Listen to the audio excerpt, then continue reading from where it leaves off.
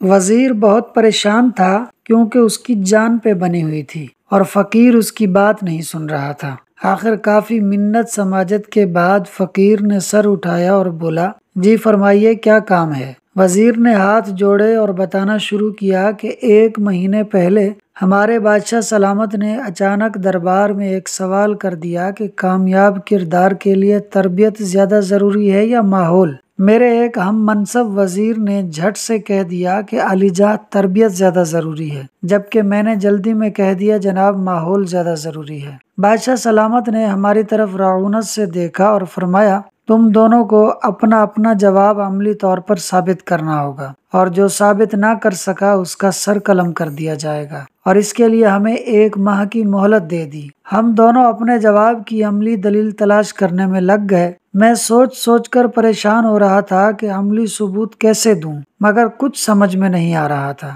جبکہ 24 دن بعد اچانک میرے ہم منصب وزیر نے میری موت کے پروانے پر گویا دستخط کرتے ہوئے دربار میں اپنے جواب کو عملی طور پر ثابت کرنے کی اجازت چاہی۔ اجازت ملنے پر اس نے دربار میں کھڑے ہو کر تالی بجائی۔ تالی بجتے ہی ایک ایسا منظر سامنے آیا کہ بادشاہ سمیت تمام اہل دربار دنگ رہ گئے۔ دربار کے ایک دروازے سے 10 بلیاں منہ میں پلیٹیں لیے اندر داخل ہوئیں۔ ان پلیٹوں میں جلتی ہوئی موم بتیاں تھیں۔ بلیاں ایک قطار میں چلتی ہوئی دربار کے دوسرے دروازے سے نکل گئیں۔ نہ پلیٹیں گری اور نہ موم بتیاں بجھیں۔ دربار وزیر کی تعریف کے نعروں سے گونج اٹھا۔ وزیر نے بادشاہ کی طرف دیکھا اور بولا، حضور یہ سب تربیت ہی کا کمال ہے کہ جس نے جانور تک کو اس درجے کے نظم و ضبط کا عادی بنا دیا۔ بادشاہ نے اس کی بات سنی اور میری طرف سوالیہ نظروں سے دیکھا۔ مجھے اپنی موت صاف نظر آ رہی تھی۔ میں دربار سے نکل آیا، تبھی ایک شخص نے آپ کا نام لیا کہ میرے مسئلے کا حل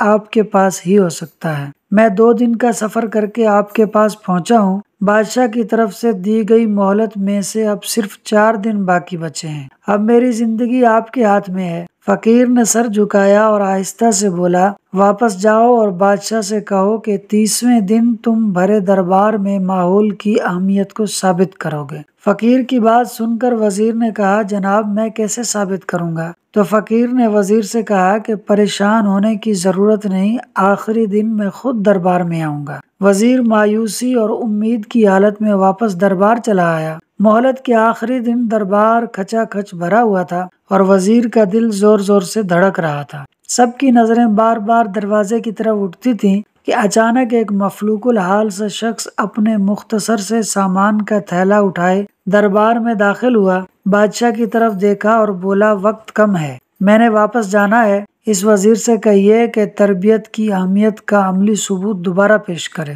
تھوڑی دیر بعد ہی دوسرے وزیر نے تالی بجائی اور دوبارہ دربار کے ایک دروازے سے 10 بلیاں اسی طرح منہ میں پلیٹیں اور جلتی ہوئی موم بتیاں لیے اندر داخل ہوئیں اور دوسرے دروازے کی طرف بڑھنے لگی۔ سارا دربار پوری توجہ سے یہ منظر دیکھ رہا تھا اور وزیر امید بھری نظروں سے فقیر کی طرف دیکھ رہا تھا۔ جب بلیاں عین دربار کے درمیان میں پہنچی تو فقیر آگے بڑھا اور ان کے درمیان جا کے اپنا تھیلا الٹ دیا۔ تھیلے میں سے موٹے تازے چوہے نکلے اور دربار میں ادھر ادھر بھاگنے لگے۔ بلیوں کی نظر جیسے ہی چوہوں پر پڑی، انہوں نے منہ کھول دیے۔ پلیٹیں اور موم بتیاں دربار میں بکھر گئیں۔ ہر طرف بھگدڑ مچ گئی۔ بلیاں چوہوں کے پیچھے لوگوں کی جھولیوں میں گھسنے لگیں۔ لوگ کرسیوں پر اچھلنے لگے اور دربار کا سارا نظام درہم برہم ہو گیا۔ فقیر نے بادشاہ کی طرف دیکھا اور بولا، آپ تربیت جتنی بھی اچھی کر لیں، اگر اس کے ساتھ ساتھ اچھا ماحول فراہم نہیں کریں گے تو تربیت کہیں نہ کہیں اپنا اثر کھو دے گی۔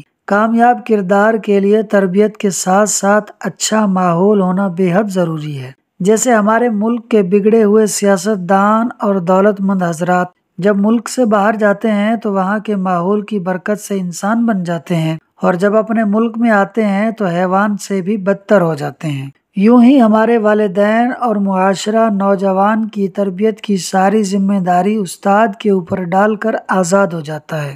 گھروں کا کیا ماحول ہے، گلی محلے کا کیا ماحول ہے، اس طرف کوئی توجہ نہیں دی جاتی۔ اللہ تعالی ہمیں معاشرے کا کارآمد انسان بنائے، آمین۔ پیارے دوستو، ویڈیو کو اینڈ تک دیکھنے کا شکریہ۔ لائک اور شیئر کر دیں اور چینل کو ضرور سبسکرائب کر دیں۔ چینل کا نام ہے فاز سنو 4296۔